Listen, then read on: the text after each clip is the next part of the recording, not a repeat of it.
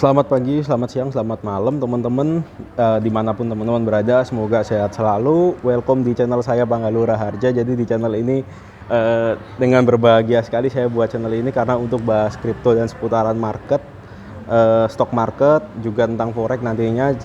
Juga nanti bakal ada sesi-sesi kayak gini, ngobrol langsung, kita ngebahas fundamental, berita, either itu di crypto market, forex. Tapi mostly mungkin saya bakal fokus tetap di crypto teman-teman. Untuk mungkin setahun ini saya akan fokusnya di crypto. Kita nanti ada sesi MC juga. MC itu ngemengin cryptocurrency teman-teman. Jadi itu nanti program yang saya buat kita ngebahas mungkin weekly atau monthly kita bisa bahas untuk fundamentalnya. Atau kita baca-baca berita lah ya, intinya kayak apa yang sedang terjadi di dunia ekonomi saat ini gitu. BTW mungkin saya telat upload ya, karena video ini saya buat di September BTW. Dan juga karena ya you know lah teman-teman, ada gangguan salah satu ISP internet provider, saya nggak nyebut tapi intinya mungkin rada telat. Dan di September ini kan kita masih relatif kayak sideways ya. Mungkin kalau saya sendiri pribadi 3 hari ke depan, dari sekitar hari dari Selasa, Rabu, Jumat, Kamis, Jumat, mungkin Kamis atau Jumat, Sabtu, either itu lebih, pokoknya sampai di antara 3 hari itu, antara Kamis, Jumat, Sabtu dia bakalan bullish. Karena kita biasanya nih, kalau kita teman-teman ngelihat di Binance, di situsnya Binance, untuk ngelihat recap per bulannya, Oktober itu jadi bulan yang Uptober terkenalnya, atau ya teman-teman namain apalah, Rocketober juga bisa. Oke, karena di channel ini santai, BTW teman-teman, untuk itu saya minta supportnya, yaitu like dan share dan subscribe tentunya channel ini juga. Kalau teman-teman suka tentang bahasan di cryptocurrency, make sure teman-teman subscribe untuk dapetin update. Untuk teknikal, saya akan berusaha update harian tentang seputaran marketnya BTC di hari itu, dan juga nanti kita bakal kayak let's say koin-koin pilihan ya teman-teman ya. Tapi disclaimer dulu nih sebelumnya, gue tuh nganalisa itu dari pandangan pribadi gue ya, maksudnya dari pengalaman gue, dari pandangan pribadi gue. Jangan jadikan itu sebagai keputusan untuk jual dan beli teman-teman dalam membeli suatu aset cryptocurrency atau investasi high risk investment lainnya lah, let's say kayak saham, kripto, apapun, saham perusahaan atau whatever.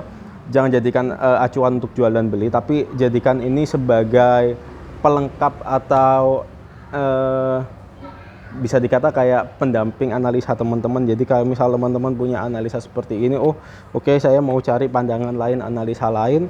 Karena saya yakin YouTuber seperti ini bukan cuma saya, di luaran saya ini banyak banget, dan jadikan mereka itu dan saya tentunya hanya sebagai pelengkap pendamping analisa kalian aja. Jadi kayak nggak perlu kalian kayak mengambil sebuah keputusan jual dan beli se-ekstrim itu dan ngikut saya ataupun mereka, kayak jangan kayak gitu. Jadi ini disclaimer dulu. Dan kemarin nih yang menarik adalah Coty ya. Saya sekalian mau bahas di channel opening ini. Coty ini punya di antara market yang merah, yang bear kemarin, dia kayak malah hijau sendiri gitu loh. Nah, yang menarik adalah mungkin nanti saya akan buatkan 2-3 hari setelah ini, saya nemuin RSI divergent, yaitu bearish teman-teman. Kalau belum tahu RSI divergent itu, RSI itu sebelumnya saya mau bahas RSI ya. RSI itu oscillator indicator, atau ya indikator momentum lah untuk menentukan dia overbook atau oversold, untuk kita bisa ngecek range-nya dia apakah udah overbook dan oversold gitu teman-teman ya. Kalau saya ngelihat sekarang, kita udah masuk di area overbook nih. Nah, yang menarik adalah terjadi patternnya itu bearish divergent gitu loh. Dan itu sih yang saya lihat, dan nanti mungkin 2 hari ke depan setelah ini mungkin saya akan upload teknikalnya, apa yang saya lihat di sana di chartnya. Jadi itu menarik sekali sih. Jadi mungkin ini bisa menjadi sinyal untuk warning let's say bukan warning signal ya, apa ya, untuk teman-teman lebih berhati-hati aja, karena kemungkinan bisa terjadi koreksi Dan ketika saya pakai tarik Fibo, itu saya coba, bisa jadi dia terkoreksi di area yang cukup lumayan sih, bisa saya bilang di 0,5 atau 0,382-nya seperti itu. Jadi itu yang menarik, dan beberapa koin menarik lainnya di bulan Oktober nantinya. Oktober, buset. Jadi di bulan Oktober itu nanti mungkin banyak pilihan-pilihan yang menarik, kayak saya contohnya LRC, Riff, dan banyak sih teman-teman. Tapi nanti saya kurasi, pokoknya satu video nanti bakal ada 2 koin lah, seperti itu. Jadi oke, saya sambil nyantai dulu ya. Teman-teman yang mau ngopi atau apa, kita bahas santai aja di ini sesi MC pertama saya ngemengin cryptocurrency. Kemarin tuh juga yang menarik, waktu ini Evergrande itu kayak semua itu kayak udah di set skenario gitu loh, kayak biar harganya kita itu jebol gitu loh. Dan kita itu masih dalam bayang-bayang isu tapering, dan nggak tahu ini tapering kapan dilakukan. Tapi kemarin ada berita yang saya baca itu ya sekitaran November lah, dan itu bedanya tapering sekarang sama tapering yang dulu. Saat ini tuh kita kayak lebih di-warn lebih awal gitu loh. Jadi kayak ya harusnya kita juga bisa lebih berhati-hati ya. Walaupun menurut data rasio overflow-nya dari plan B itu dia bilang Oktober naik, dan either saya sih juga menganalisa bakal terjadi kenaikan karena kita punya support yang kuat di 40.000. Di September ini kita ngelihat 40.000 jadi tahanan. Kalau harga itu masih belum murah bagi para whales, paus atau bandar, ya udah mungkin area pertahanan terakhir support kita yang kuat tuh di 38.000 teman-teman. Oke.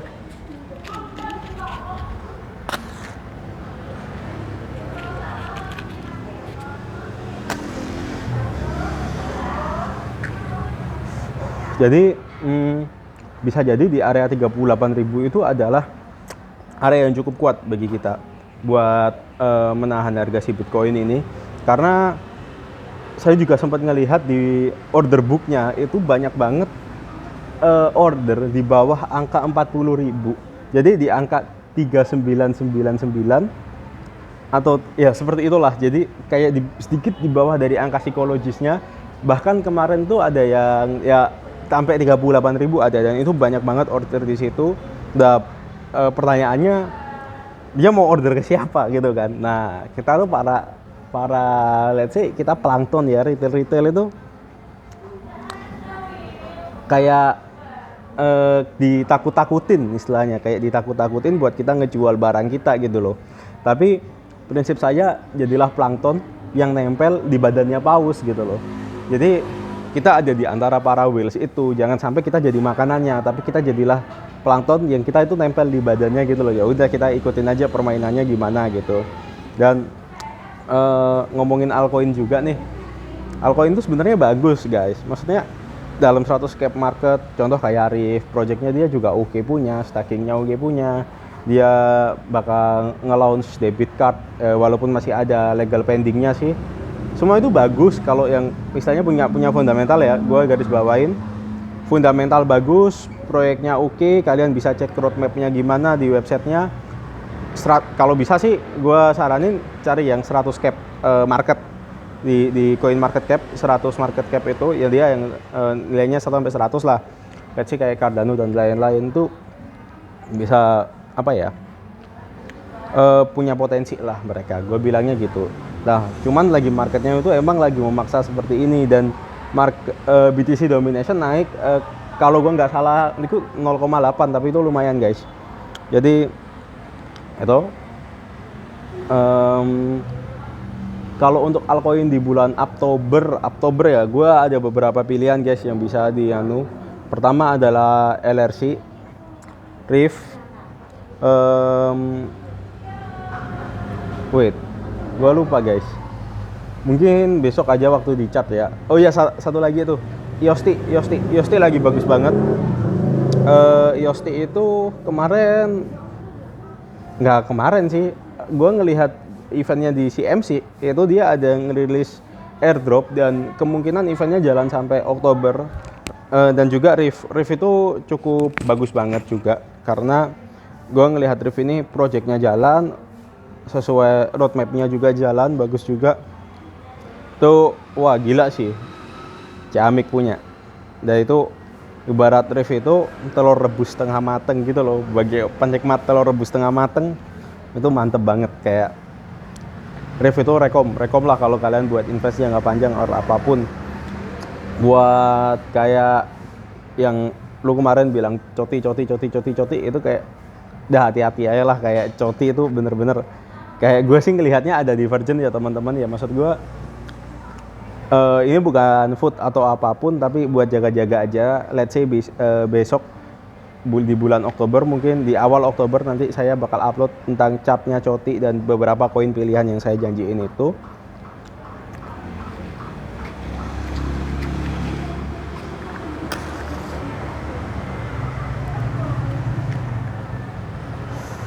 Mati guys. Jadi kayak gitu sih, anginnya lumayan kenceng dan saya lagi di outdoor sih ini, jadi kayak sorry kalau ada suara jalan atau apapun, tapi hope teman-teman enjoy. Dan juga untuk Bitcoin bisa ngelanjutin penguatan ya wajar guys ketika ada koreksi. Selama istilahnya gini sih teman-teman nggak usah panik karena menurut cycle 4 kemarin tuh sebelumnya tuh kemarin tuh ada ya kayak orang nyebar food lah gitu, kayak ngomongin lu jangan percaya siklus 4 tahunan nanti gini. Nah siklus 4 tahun Bitcoin tuh menarik guys gitu, kalian juga harus pelajarin itu. Kayak kalian ngelihat secara Elliott Wave Theory itu sebenarnya menarik secara sisi teknikalnya juga gitu loh, dan mungkin nanti gue juga bakal bahas gitu. Jadi kalian nggak perlu khawatir sih, gini gue kasih notes ya, kalian nggak perlu khawatir selama harga itu bener-bener ditopang support kuat. Let's say gini, ini 38.000 atau 40.000 jadi support kuat dan dia mau ngelakuin penurunan tapi gagal terus. Nah, kita bisa ngecek udah berapa kali dia gagal menembus level 40.000. Walaupun berhasil tapi kan cuma jadi ekor, jadi shadow doang candlenya gitu loh. Kayak selama nggak sampai 37.000, 36.000 kalian istilahnya tetap aman lah. Tapi baik lagi itu prinsip kalian, trading duit kalian mau cut loss mau ngapain serah kalian. Kalau intinya udah biasa guys, maksud gua dari tahun ngikut Bitcoin, istilahnya mengenal Bitcoin sendiri waktu dari 2000, gue sendiri pribadi kenal Bitcoin ngerti dari 2014, kayak udah biasa, kayak ditakut-takutin Bitcoin bakal mati lah, apalah cryptocurrency ini bullshit lah, kayak gitu-gitu sih. Maksud gue itu udah berita yang biasa, makanan kita sehari-hari gitu harusnya. Kayak, dan ada satu quote yang menarik sih, kayak Bitcoin doesn't dead. He just need a larger tombstone. Kayak Bitcoin tuh nggak mati, dia cuma butuh batu nisan yang lebih gede gitu loh. Jadi dia tulis 2008, 2011, 2012 coret.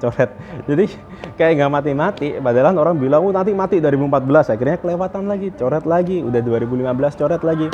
Dia nggak mati guys, dia cuma butuh batu nisan yang lebih besar gitu. Cuman gue ngelihat apapun investasi kalian, diversifikasi itu penting. Kayak membagi aset kalian di berbagai portfolio itu penting. Kayak nggak semuanya masuk sini, nggak semuanya masuk situ gitu. Itu penting banget, itu important banget, karena ya itu yang bakal menyelamatkan aset kalian kelak juga gitu loh. Karena ingat, investasi itu adalah tujuan finansial guys, bukan it's not about cara cepat untuk getting rich gitu loh. Enggak, jadi itu tujuan finansial gitu loh, bukan cara cepat. Ya itu adalah mindset yang salah sih kita gitu, kecuali kali oke. Dan biasanya gini, kita ngomongin investasi gak jauh-jauh lah sama kita kenal istilah trading. Kalau biasanya orang yang trading dia trading dengan mindset kayak oke, gue harus cepet kaya nih dari trading, dia mainnya agresif. Udah, saya margin call lah, nggak kerasa habis amblas dia. Kalau di forex kayak let's say gitulah. Kalau dia di future ya udah amblas, nggak bisa. Kita nggak bisa main pakai prinsip seperti itu. Even kita main di spot pun, kita misalnya kita pengen let's say oke, gue trading di spot, nggak bisa seagresif itu nggak bisa. Jadi semua itu harus punya plan dan tertata gitu loh. Jadi kurang lebih itu sih. Sorry guys, tadi dompet jatuh. Oke, jadi kayak gitu aja sih mungkin tentang di cryptocurrency ini. Jadi tetap perhatiin makroekonomi, fundamental itu penting, makroekonominya juga penting gitu loh. Kita nggak bisa istilahnya, gue bilangnya itu masyarakat di Indonesia itu kayak fanatik ketika dia percaya nih, sorry nih, ada Cardano Army, ada apa kayak gitu, mereka fanatik di satu koin. Kalau gue sih selama gue cuan ya kenapa enggak gitu loh, bodo amat masalah XRP, Cardano, udah gue lewat. Azan guys, bentar guys. So guys, tadi azan dan udah selesai. Gue lanjut ya. Jadi kalian nggak perlu kayak sefanatik itu sih menurut gue ya. Selama lu cuan tuh mau nge-trade, mau invest apapun lah, lu lihat lu udah analisa fundamental bagus dan lain-lain bagus, ya udah go for it. Kayak nggak perlu kayak lu nggak perlu kayak fanatik itu juga sih kalau menurut gue. Dan juga masalah analisa tuh tadi gue balik lagi kayak gue percaya plan B dan lain-lain. It's okay guys, it's okay, but banyak orang udah bilang analisa orang-orang yang bermain di kripto, Dior, do your own riset sendiri. Maksud gue fundamental di makroekonomi, berita di makroekonomi tentang apa yang terjadi saat di ekonomi global, itu kalian juga penting gitu loh. Maksud gue itu ya jangan pernah kalian remehin lah, dan jangan kayak kalian tuh kayak oke deh gue ini aja, gue ngikut si A, oke gue ngikut si B. Enggak guys, kayak gitu loh. Kalau ya kalian gini deh.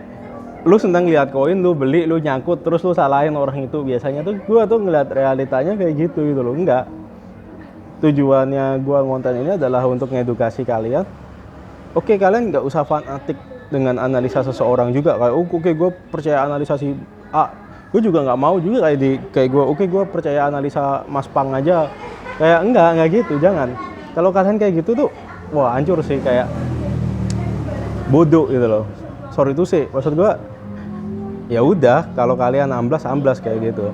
Jadi gue bisa salah, dia bisa salah, mungkin dia bisa benar, mungkin gue bisa benar, atau sebaliknya kayak gitu guys. Kayak kalian tuh apa ya? Gue selalu percaya gini sih.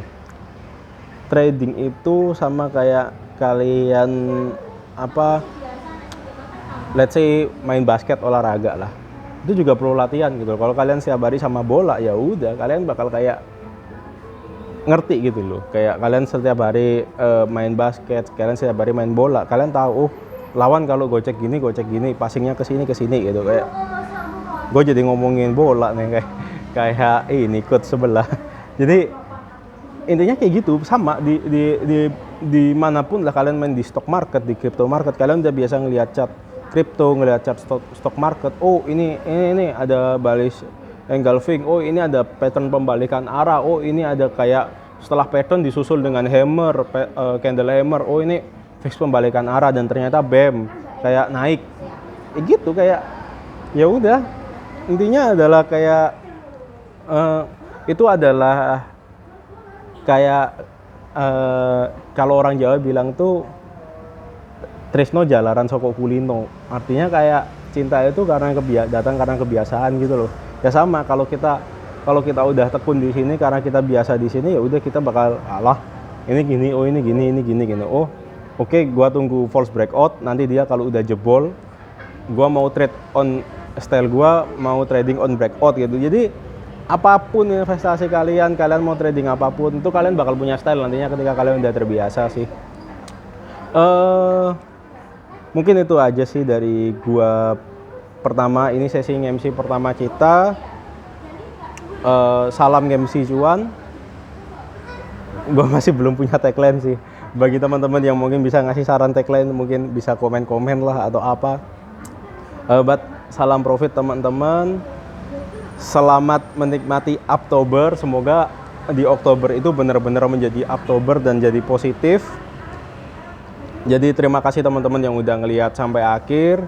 Bila kalian suka dengan channel ini, suka tentang bahasan cryptocurrency, stock market dan apapun, please hit the like and subscribe button teman-teman.